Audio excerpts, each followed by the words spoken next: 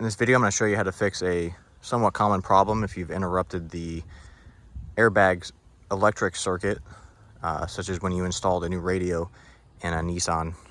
This particular vehicle is a 2006 Nissan Titan. So we have the key just into the on position. The key just into the on position, not all the way down to start. And what I have is a problem with the airbag. The airbag light right here will flash. So what we need to do is reset that. And that's what I'm going to do in this video. I'm going to show you how to get that reset.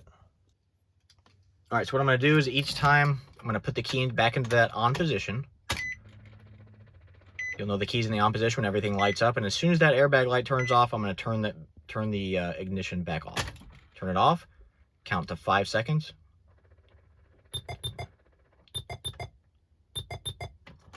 Turn it back to the on position. We're going to do the same exact thing a second time.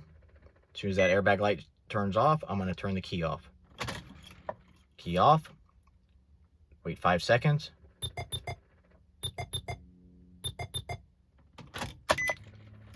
This will be the third time. Going to do the same exact thing. Wait until that turns off. And we're going to turn it right back off again. Okay? Now what I'm going to do is I'm going to wait 30 seconds.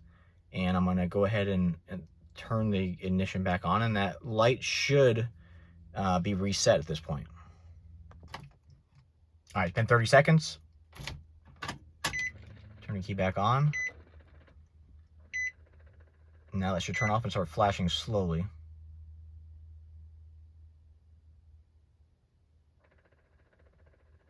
See how much slower now? Okay, turn the key back off.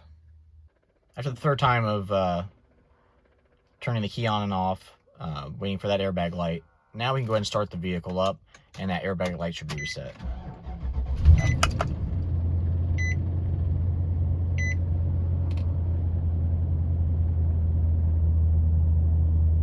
Thanks guys for watching.